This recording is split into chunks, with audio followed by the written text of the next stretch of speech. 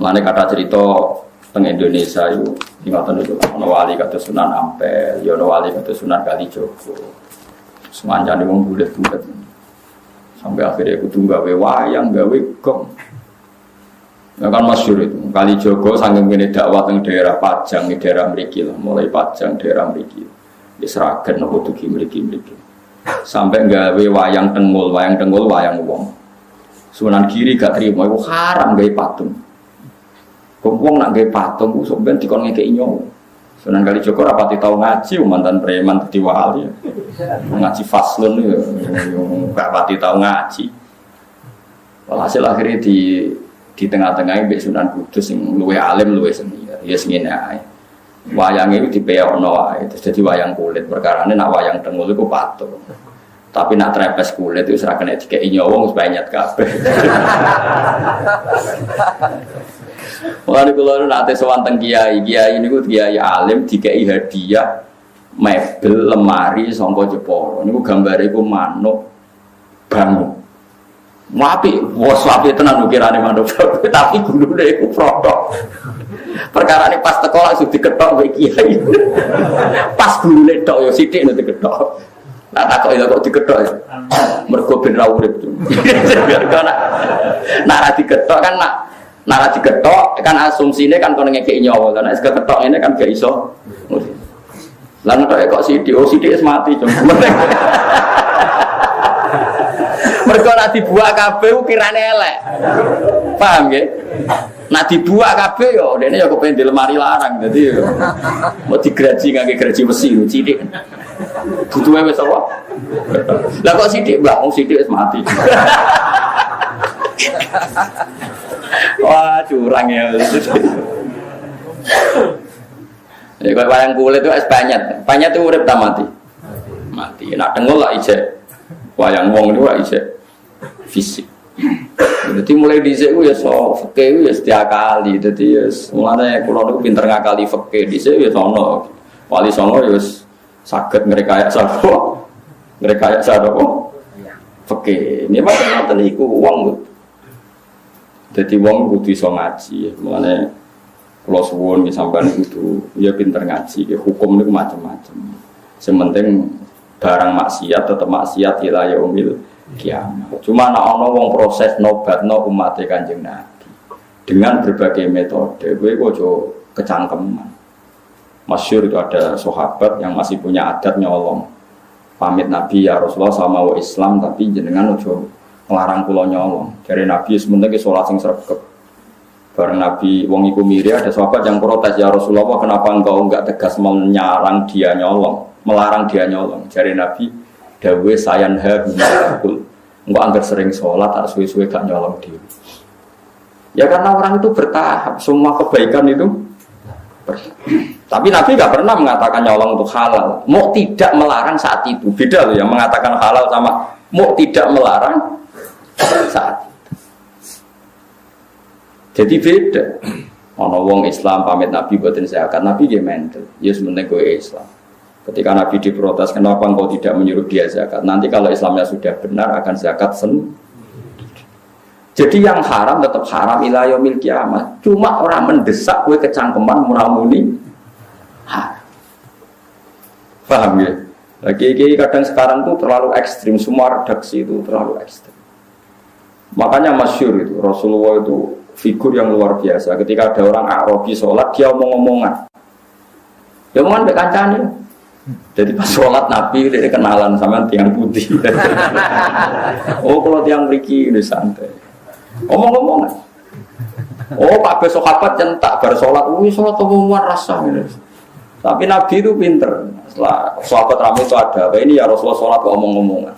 Si Arabi tadi digandeng dengan Nabi. Nabi oleh ketika itu lucu, santai. Ya Arabi inna hadhi sholat munajatun. Ya sholat itu pancen ngomong-ngomongan tapi ngomongnya lebih pengiran aja. Ya ngomongnya apa? Pengiran aja. Because sholat itu munajah ma Allah. Ya ngomong-ngomongan tapi lebih pengiran. Nak omongan lebih manusia orang usah. La yasuhu fiya kalamun adamiyun. Berhubung sholat itu ngomongnya lebih pengiran, orang pantas, orang layak digomongan lebih bani.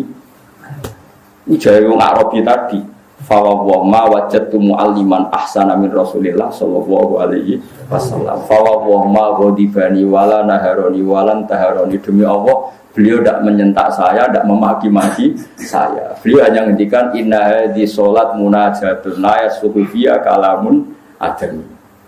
Jadi Nabi ya enak wae ngendikan. Iya cuma nyen sholat iki ngomong-ngomongan, tapi ngomongnya mbek pengen. Yo dadi ora usah ngomong kabeh. Rasa baleni sholat tembe tenan ya.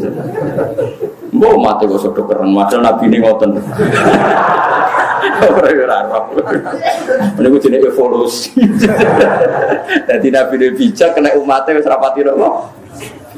Ya mergo kurang ilmu, rata-rata ora bijak kurang apa. Kerenge didhisikno. Jadi kita ini terus belajar ya, terus.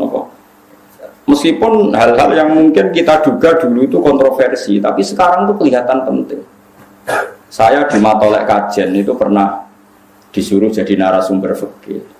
Itu saya bilang begini, kamu masih muda harus belajar fikih yang luas. Termasuk kemungkinan sholat jenazah itu boleh jenazahnya di belakang. Meskipun itu aneh dan tidak perlu kamu lakukan karena kamu dianggap aneh. Tapi itu zaman Imam Nawawi yang ngarang Majmu' sudah dibicarakan. Jenazah di depan itu syarat sah atau adat. Mulai dulu lama bilang hanya adat. Hakada wajadna dzalika salafan wa khulafan. Panjen kita nak nyolati jenazah, normalnya jenazah di depan. Tapi itu hanya adat. Enggak bisa kamu katakan syartus sihah syarat sah. Fa innal janazata laisat biman ziratil imam. Karena jenazah itu tidak imam, kenapa harus di depan? Ayo kok nak mentah kan. Saiki jenazah kok ngarep alasane opo? Ora imam kok didakok. Ngarep. Berhubung ra imam kok buri ora apa-apa, ora imam kok kudu kok ngarep. Ya tapi ora usah mbok lakoni. Ora usah. Tapi ini tetap penting. Sekarang kelihatan penting dalam konteks Arab Saudi. Itu ada di kitab Mahali. Sama cari nanti di kitab Mahali. Kitab Mahali itu di atas kitab Fathul Wahab. Biasanya kalau dalam pondok itu kan kastanya kan Fathul Qorib, Fathul Mu'in, Fathul Wahab terus Mahali. Saya termasuk pengajar kita Mahali. Jadi kan bantah aku ya iso ukur ilmumu. Misalnya kene takrib aku wis ning Mahali. Iki ora urusan sombong, nek bantah ukur dhewe mau mergo takrib, Fathul Mu'in, Fathul Wahab, Mahali. Kena bantah ya ukur maksudnya. Ukur bar liwati mau. Bar liwati Fathul Qorib, Fathul Mu'in, Fathul Wahab, bariku kowe golek aku. Nah, ayo Gus bapak iki wis debat gak apa-apa. Itu di kitab Mahali diterangkan. Ketika seperti itu kita hanya mengatakan jenazah ya sudah di depan. Memang seperti dulu ya seperti itu jenazah di depan. Tapi kamu jangan meyakini harus di depan karena fainal jenazah laisat bimanzilatil imam. Jenazah itu tidak imam. Sekarang terbukti dalam konteks Arab Saudi. Dulu ketika saya kecil itu sering diceritani bapak saya yang haji. Kalau tiap maktubah itu ada jenazah yang dibawa ke depan untuk disolatkan di Masjid Haram. Paham ya? Jelas ya? Kita sepakatkan di sejarah seperti itu. Sampai ada tragedi yaitu ada senjata senapan laras panjang dibungkus ala nopo jenazah kemudian dibawa ke depan. Ketika pas disolati para teroris ini mau menggunakan senjata itu untuk nembaki nopo jamaah. Itu peristiwa tahun pinten ya 7 berapa 78 atau 82 pokoknya pernah itu terjadi. Pernah kau dengar sama cerita ini? Terus sekarang di Arab Saudi tiap maktubah yang nate haji nate umroh tiap maktubah ada sholat jenazah enggak? Enggak, sama jawab saja. Ada kan? Sekarang kan? Ada enggak? Ada. Jenazahnya di mana? Enggak di depan apa di belakang? Di belakang tetap di kamar jenazah. Aku tuh eling Imam Nawawi, cek mandi nih Imam Nawawi. Tapi nih Indonesia kira usah ngono. Jenazah pe gaya pisan kok ngarepe kok putus kubur. Oh Indonesia kan nggak mendesak untuk. Jadi Moskow jadi mudin aja lakoni dosa gede. Mas dalam konteks Indonesia ora usah. Tapi secara ilmu kowe ngerti nak jenazah ora imam. Mulane ra kudu kok ngarep. Paham ya? Bukti lagi salat ghaib. Jogja sama Surabaya timur mana? Timur mana? Ketika Pak Hasyim kapundhut di Malang atau di Jakarta, orang Aceh boleh nggak nyolati gaib? Kan jenazahnya di belakang. Jadi ini pentingnya ilmu. Pokoknya ilmu kamu percaya saja kalau jenazah itu tidak imam. Cuma kalau adatnya di kampung kita depan ya di depan. Ya sudah gitu aja, enggak usah. Terus kowe saking gobloknya, ini syarat sah, kalau nggak begini nggak sah. Jahil anta berarti. Bodoh. Paham ya? Itu biasa aja. Paham ya? Pemenang jadi mau kepala kok, dia jadi Mustafa Gegeru. Nak sirah itu tempat di, nak tempat di utara masalah. Biasanya di Mosoro gue. Gitu ya betul. Nah kan, lor ada deh. Mustafa juga terima kata saya gitu. Nak ketemu lagi sirah tenggelam gitu. Apa separuh? Lanang itu. Kan lanang gitu. Gitu. Oh gitu. Nggak sampai lanang. Lor. Nak teng daerah kula lor kabeh. Mriki alhamdulillah wonten lor wonten gitu. Nah cara kula ya ora masalah. Karena ora imam mampus. Ya tapi sing fanatik nggih kuwat. Kula niku wis kiai ini bolak-balik nak teng daerah kula nggih enak lah, masih banyak orang alim lah tem. Wonten. Kula nate nyolati jenazah sirahe iku ning lor. Keluargane kebetulan rada aneh, setuju sirahe iku ning kidul. Ya jenazah lanang. Ambek mudin tengen kula ora trimo. Kene mulai dhisik kiai kene iku luar terus kok aneh-aneh ning kidul. Jare keluargane, "Mboten kiai kula kedadak kidul."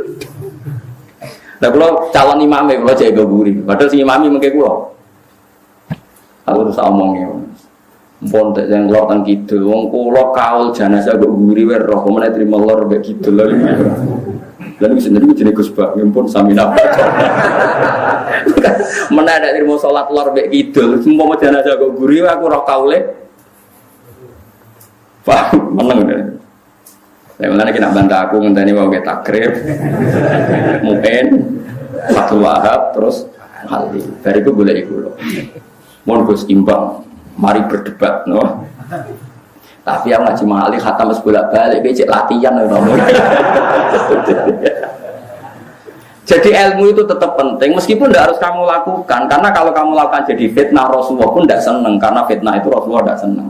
Sehingga kalau kamu melakukan itu di Indonesia maka hukumnya fasik, karena Anda menjadikan fitnah. Tapi kamu harus tetap yakin bahwa jenazah di depan itu tidak syarat sah, karena dia tidak imam. Soal ngelakoni tapi rasa kecangkeman itu syarat sah. Buktinya sekarang di Mekah kabeh jenazah ditakoni kamar mayat, padahal ada sholat jenazah. Karena kalau ditakok di depan iso bayangno kan ruwete musim haji. Ruwet ora? Indonesia kan gak ruwet. Wong imame dadi lakon yo pasiku, mayite dadi lakon pasiku, dakok guri kan ya sakake kan. Jadi wong kudu mikir, karena nanti kalau jadi fitnah, haramnya itu bukan karena apa-apa, karena ini jadi nopo. Cuma kamu secara ilmu tetap yakin kalau itu tidak syarat sah. Ya, kamu harus yakin secara ilmu tidak syarat sah. Dia gak imam. Oh berapa ada nyolati jenazah. Kadang ya ono sing fanatik nak wedok iku para bokong gitu kan. Nak lanang iku para sirah ya dekati napa jenenge? Ndak. Apa bunda? Nak sing fanatik ngoten, ana imam jenazah iku wedok. Lah imame iku proses wong imam kadang nggih sepuh wis ra mikir maju. Ini dicekel di benerno. Nah aku boten nate kan sebab karep-karep. Tapi nak sing imam fanatik tak kok. Kan kadang nak kitab kan kok diliyo desa kan gak paham. Niki lanang napa wedok. Jalur Bang. Ngatur posisi kok dekati napa. Wah, udah nak wedok dekatnya apa pun? Lah kan aku tahu jadi imam lho. Saya sampai jam masih di sholat rukun. Ino tenan yakin saya. Lah sing jalur nang sepuro ora mesti di sepuro pangeran. Kula niku mun gadah jatah imami kathah wonten tiang-tiang sepuh sing wis wasiat ana mati sing nyolati Gus Bak kula wong-wong ngel-ngel wong tenan wasiat kok eleke ngono. Ke alasane jare wong hafal Quran ngalim iso nyafaati kula niku entuk akeh. Nanti teng pandangan itu wasiat ngoten ora iki sebab itu kula sing gara-gara wasiat. Wasiat elek iki wasiat ngel-ngel wong. Tapi kalau teng omah nggih kepeksa. Nak parah kena ado mboten. Jadi paham ya, jadi ilmu itu di atas segala-galanya. Karena ini kita butuhkan. Andai kan tidak ada ilmu itu dicetuskan Imam Nawawi, maka dalam konteks Arab Saudi setiap jenazah harus di depan. Kayak apa susahnya? Musim haji jenazah dipaksakan ke depan. Padahal yang mati banyak, misalnya kasus Mina, kasus nopo terowongan, kasus nopo kering. Coba tanyakan yang haji-haji, saat itu ada nggak jenazah dekat Sudes? Ada nggak? Sama jawab saja. Nggak ada, di belakang tetap di kamar mayit. Itu saya sering ditanya sama anak-anak. Lalu caranya sah gimana? Ke saya tadi kita butuh yang punya Imam Nawawi. Memang dari awal jenazah itu tidak imam. Meskipun kita tidak akan melakukan itu di Indonesia, jelas benar mari fitnah. Tapi apapun kita sering melakukan itu di Indonesia, jangan yakin itu syarat sah. Makanya ilmu itu harus di atas segala-galanya. Makanya ilmu nomor 1 fa'lam annahu la ilaha illallah. Ketika Allah mensifati zatnya, termasuk yang dikenalkan apa? Iqra wa rabbukal akram. Alladzi 'allama. Allah itu zat sing mulang. Jadi mulang sifatnya Allah. Lalu ulama butuh seneng mulang. Allah mensifati zatnya itu alladzi 'allama, zat yang mulang. Artinya apa yang diperkenalkan adalah Nah sekarang banyak kiai itu lebih senang ibadah timbang ilmu. Ya jane rodok musibah sajane. Tapi timbang dene rapati iso ilmu ya kok ibadah. Mau fatwa melengkar malah ndak karu-karuan. Tapi sebetulnya ilmu dengan ibadah itu harusnya dulu ilmu. Karena ilmu ini penting, yang mengawal ibadah itu ilmu. Karena itu sudah kaidah. Karena setiap amal diberi ilmin wa amaluhu mardudatun la tuqbal. Amalnya juga diterima. Ya tapi saya berharap Allah Rahman, semoga tetap ditompo sekeliru-keliru lah. Tapi tadi kamu harus punya kematangan ilmu yang mantap. Piye-piye nak jenazah itu ora imam, ngeling jenazah itu. Sehingga kita mudah menganalisis kenapa jenazah di Surabaya orang Jogja boleh sholat, jenazah di Jakarta orang Aceh boleh sholat. Padahal jenazah di belakang, karena memang awalnya jenazah tidak imam. Mau selesai kan, artinya barokahnya ilmu tadi kita bisa mengurai sekian muskilat, sekian kejanggalan. Paham ya? Meskipun itu tidak kita lakukan. Paham ya? Ya sama seperti tadi iddah. Yang butuh iddah itu nikah sofi. Kalau tidak nikah sofi gak ada apa? Iddah. Karena yang jenenge iddah itu wong diceraikan suaminya atau ditinggal mati suaminya, maka iddahnya. Nah, padahal kata-kata itu tidak ada dalam konteks berzina. Nah, ya tarif iddah kan orang yang diceraikan suaminya atau ditinggal mati suaminya, maka untuk menikah lagi harus iddah. Nah, sekarang orang yang hasil hubungan gelap, terus tarifnya definisi ini. Maksudnya definisi ini, iddah adalah orang yang diceraikan suaminya atau diceraikan pacarnya atau diceraikan selingkuhannya. Goblok orang. Paham bro? Nah, ya definisi iddah itu kan mesti melibatkan suami sah, baik karena dicerai maupun ditinggal mati. Paham ya? Tapi kayak rasa terus fanatik kulo gitu, boten kulo ya iso salah. Cuma kemungkinan aku salah mbek kowe ku akeh kowe. Mulane sementara ya sanut ngono ae. Sampai ada bukti Anda lebih baik. Lagi mencabut dukungan gitu, lagi mencabut apa? Dukungan. Jadi eling-eling ya, pokoke kulo suwun ilmu niku di atas segala-galanya. Mulane sampean jo kaget nak Quran sekarang istilahkan kita ada Bani Adam tapi napa dzurriyyataman hamalna ma'anu innahu kana abdan syakur. Terus tengene surat Yasin napa wa ayatul lahum anna hamalna dzurriyyatahum fil fulkil masbun. Jadi kita-kita ini adalah generasi Nabi sinten Nuh. Sehingga kita dikhitabi Allah dzurriyyataman hamalna ma'anu, bahwa kita ini dzurriyyah wong sing ditampung ning praune Nabi sinten Nuh.